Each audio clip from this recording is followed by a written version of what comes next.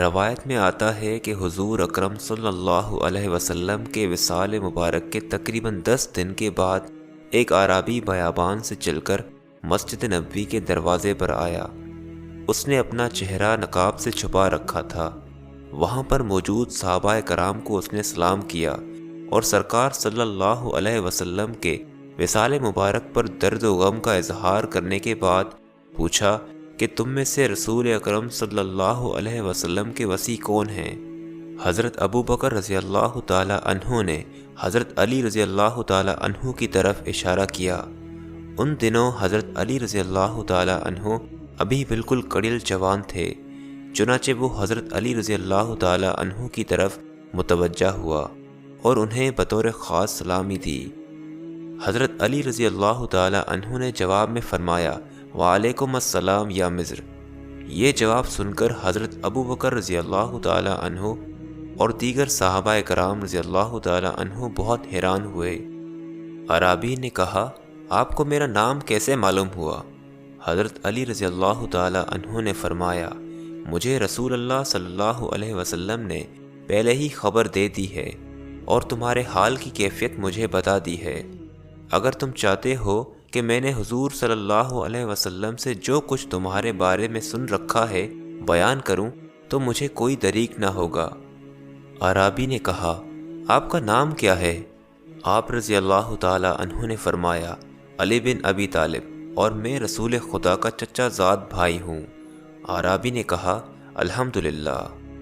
اس کے بعد حضرت علی رضی اللہ تعالی عنہ نے فرمایا تم عرب کے ایک مرد ہو، تمہارا نام مضر ہے، تم نے اپنی قوم کو رسول کریم صلی اللہ علیہ وسلم کی رسالت کی خبر دی تھی اور حضور اقدس صلی اللہ علیہ وسلم کے اوصاف جمیلہ میں تم نے قوم کو یہ کہا کہ مکہ میں ایک آدمی کھڑا ہوگا جس کے رخسار چاند سے زیادہ منور اور گفتگو شہد سے زیادہ میٹھی ہوگی، جو شخص اس کی پیروی کرے گا نجات حاصل کر لے گا، وہ مسکینوں اور یتیموں کا والی ہوگا، اپنے جوتے کو خود پیوند لگائے گا، شراب نوشی اور زنا کو حرام قرار دے گا، ناحق قتل اور سود سے منع کرے گا، خاتم الانبیاء ہوگا اور اس کی نبوت کا سکہ صبح و قیامت تک چلتا رہے گا، وہ نماز پنجگانہ کی ادائیگی کرے گا۔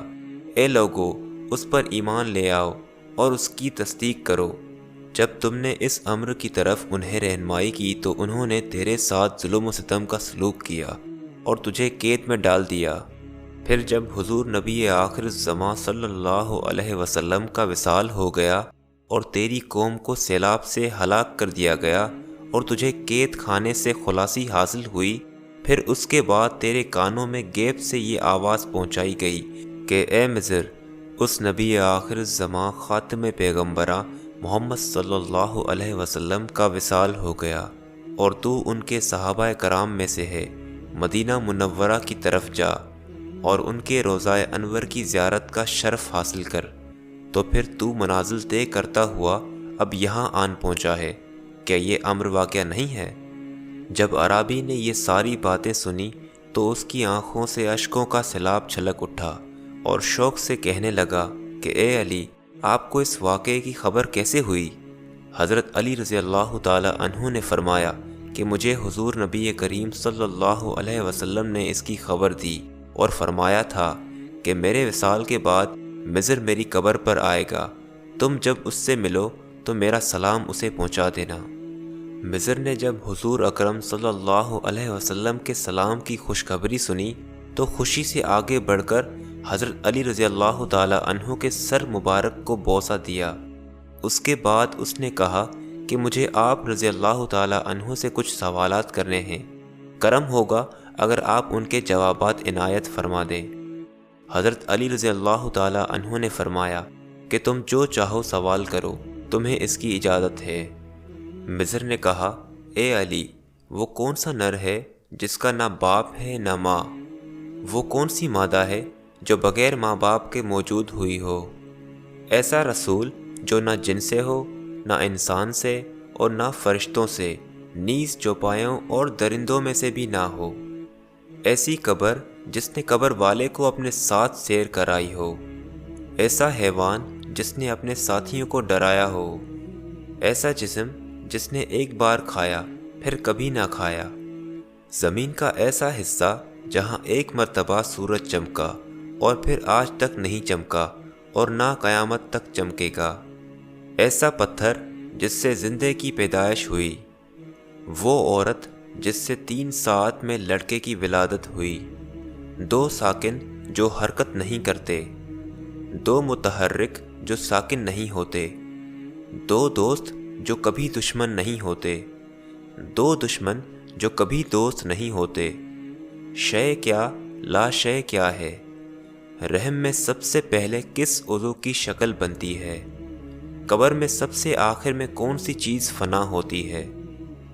دروازہ علم نبوت حضرت علی المرتضیٰ رضی اللہ تعالی عنہ نے ان تمام سوالات کے نہایت تشفی بخش اور تفصیلی جوابات عنایت کرتے ہوئے فرمایا، جس نر کے بارے میں تم نے سوال کیا ہے کہ جس کا نہ ماں ہے نہ باپ، وہ حضرت آدم علیہ السلام ہیں، اور وہ مادہ جو بغیر ماں کے پیدا ہوئی وہ حضرت حوا ہیں، اور وہ رسول جو جنات، انسان، فرشتوں، چوپایوں اور درندوں میں سے نہیں، وہ کوا تھا جسے اللہ تعالیٰ نے قابیل کی تعلیم کے لیے بھیجا تھا، اور وہ قبر جس نے صاحب قبر کو اپنے ساتھ سیر کرائی، وہ مچھلی تھی جس نے حضرت یونس علیہ السلام کو اپنے پیٹ میں 3 دن تک رکھا اور سمندر کے اطراف و جوانب میں پھرتی رہی، اور وہ حیوان جس نے اپنے ساتھیوں کو ڈرایا تھا وہ چیونٹی تھی جو خوراک کی تلاش کے لیے باہر نکلی تھی۔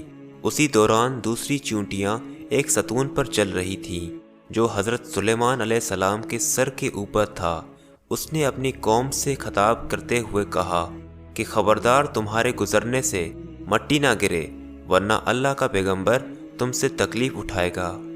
اور وہ جسم جس نے ایک مرتبہ کھایا اور پھر قیامت تک نہ کھائے گا، وہ حضرت موسیٰ علیہ السلام کا عصا مبارک تھا جس نے جادوگروں کے جادو کو ایک لقمے میں ختم کر ڈالا۔ اور وہ زمین کا ٹکڑا جہاں ایک مرتبہ سے زیادہ سورج نہیں چمکا، وہ دریائے نیل تھا۔ جب اللہ تعالیٰ نے حضرت موسیٰ علیہ السلام کے لیے پہاڑ اور اس کی گہرائی کی زمین دکھائی، سورج اس پر چمکا اور زمین سے غبار بھی اٹھا، لیکن حضرت موسیٰ علیہ السلام اور ان کی قوم کے بسلامتی گزر جانے کے بعد پھر وہ مل گیا اور اپنی سابقہ حالت پر آ گیا۔ اور وہ پتھر جس سے حیوان کی ولادت ہوئی، وہ پتھر تھا جس سے حضرت صالح علیہ السلام کی اونٹنی پیدا ہوئی۔ اور وہ 2 ساکن غیر متحرک زمین و آسمان ہیں، اور تحریک سے یہاں مراد ایک جگہ سے دوسری جگہ منتقل ہونا ہے۔ اور وہ 2 متحرک جو کبھی ساکن نہیں ہوتے، وہ چاند اور سورج ہے۔